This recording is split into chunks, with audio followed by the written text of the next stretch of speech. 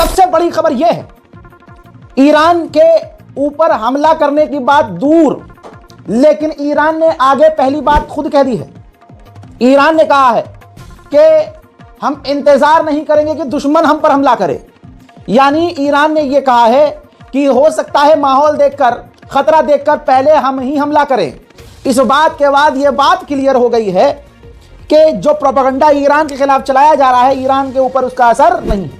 और ईरान न डर रहा है वेनेजुएला की तरह, न दूसरे देशों की तरह, न घुटने पे आ रहा है। बहुत बड़े अपडेट दे रहा हूं आपको, जल्दी जल्दी सुनिए और इस वीडियो को शेयर कर दीजिएगा। पहले ही यह भी बता दूं कि ईरान ने कह दिया है कि हम हर तरह से तैयार हैं। भले ही दोस्तों ईरान के अंदर पेड प्रोटेस्ट हो रहे हैं, पैसा लेकर जबरदस्त प्रोटेस्ट हो रहा है, क्योंकि ईरान में गरीबी है, $10 में आदमी मर्डर करने को तैयार है, और अमेरिका इजराइल के पास अंधा पैसा है, तो चल रहा है ये सब।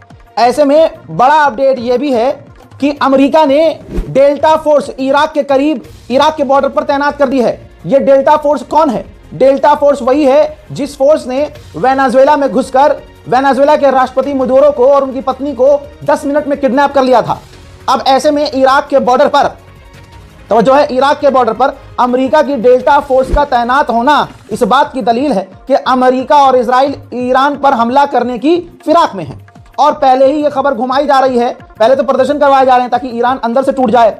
दूसरा प्रोपेगेंडा यह चलाया गया है बार बार कि ईरान में सत्ता गिरने वाली है, जबकि ईरान में कोई सत्ता नहीं गिरने वाली। सुप्रीम लीडर अपनी जगह बैठे हैं और वो वहीं रहेंगे। फिर प्रोपेगेंडा यह चलाया गया इजरायली मीडिया, यूरोपियन मीडिया के द्वारा कि ईरान के सुप्रीम लीडर, मैंने आपको कल बताया था ना, ईरान के सुप्रीम लीडर रशिया भाग सकते हैं, जबकि ऐसा कुछ भी नहीं होगा, ना ऐसा है। यह बस ईरान के साथ माइंड गेम खेला जा रहा है, ईरान के खिलाफ जो है प्रोपेगेंडा चलाया जा रहा है। लेकिन हर प्रोपेगेंडा ईरान के खिलाफ अमेरिका और इजराइल का फेल हो रहा है, और आगे भी इंशाअल्लाह होगा, आप खुद देखिएगा। इजराइल और अमेरिका जिस तरह से दुनिया में फसाद बो रहे हैं, यह देखते हुए अमेरिका की लॉकहीड मार्टिन ने जो साल में 600 इंटरसेप्टर बनाता था, अब वो साल में 2000 इंटरसेप्टर मिसाइल्स बनाएगा। मैं डे 1 से कह रहा हूं कि ईरान के खिलाफ प्रोपेगेंडा है, हवाई बातों में मत आइएगा। ऐसे बहुत सारे मुस्लिम यूट्यूबर मिलेंगे आपको जो ईरान के लिए अपने दिल में जहर रखते हैं, क्योंकि बचपन से शिया समुदाय से हमें नफरत करना सिखाया गया है। अब गणचट्टे थोड़ा सा हो गए हैं, जिनके 50,000 फॉलोअर हो गए, 1-2 लाख हो गए, नए नए मतलब कुछ ऐसे यूट्यूबर हैं जिनके बाप हैं हम। अल्हम्दुलिल्लाह जब उनकी नौकरी कर रहे थे ना, तब ये उनका अब्बा इस लाइन में आ गया था, और मुझे देख देख सामने से बात करी है उन लोगों ने मुझसे, भाई मुझसे पूछ के, भाई सोर्स कहां से लेते हैं, भाई कैमरा कौन सा यूज कर रहे हैं, माइक कौन सा यूज कर रहे हैं, भाई चैनल का नाम क्या रखूं, ये सब, और हमने सपोर्ट किया। बहुत बढ़िया भाई, बहुत बढ़िया, करो ऐसे करो। और आज उनका भाई अलग ही, मतलब समझ रहे हो, अलग ही उसमें रुख में आ गया कि यार हमारे तो 1 मिलियन हो गए, अरे हमारे तो 2 मिलियन हो गए, समझ रहे हो आप। लेकिन प्रोपेगेंडा, मासूम चेहरा, दोगला रवैया, ग़ीबत करने में आगे, ऐसे लोगों से थोड़ा सा बच के प्रोपेगेंडा चलाएंगे वो। ऐसे लोग ईरान के समर्थन में कुछ नहीं बोलेंगे। समझो, हमारे अपने यूएई गद्दार नहीं है तो मुस्लिम। हिंदुस्तान में देखिए इजराइल के कितने समर्थक मौलवी हैं। वो है ना मौलवी एक लंबी दाढ़ी वाला भेड़ा, नाम नहीं लूंगा, सब जानते हैं।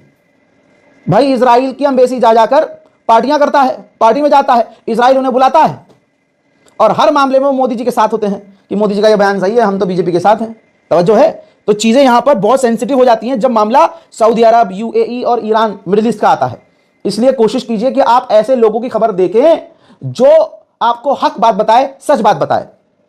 मोहतरम हज़रात, अब ये रही रिपोर्ट, इजराइल की इंटेलिजेंस ने ये जानकारी दी है। अब कल क्या था स्टेटमेंट और आज स्टेटमेंट देखिए, बिल्कुल अलग है।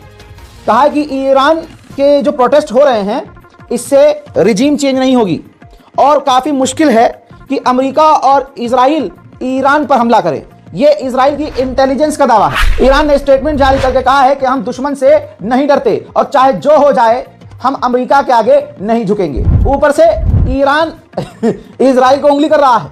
ईरान के पार्लियामेंट स्पीकर ने कहा है कि जब 12 डेज वॉर हुई थी ना, तो जंग के चौथे दिन बाद ही भीख मांग रहा था इजराइल कि सीज फायर कर लो।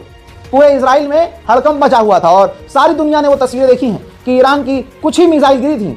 उसने लॉन्च तो बहुत मिसाइल करी थी, बहुत सारी रोक दी थी, और जिन 8 से 10 मिसाइलों को इजराइल नहीं रोक पाया, उन 8-10 मिसाइलों ने इजराइल का नक्शा बिगाड़ दिया था। ईरान के सुप्रीम लीडर ने भी मजे लिए हैं। अपने इंग्लिश वाले अकाउंट से जो ट्विटर है उस पर उन्होंने कहा है कि यह वही इजराइल है जिसने 12 डेज वॉर में कुछ ही दिनों में भीख मांगी थी, रिक्वेस्ट की थी सीज़फायर की, और आज ये हमसे लड़ने को तैयार है, प्रोपेगेंडा चला रहा है हमारे खिलाफ जहर, और हम ईरानियन इनके आगे नहीं झुकेंगे।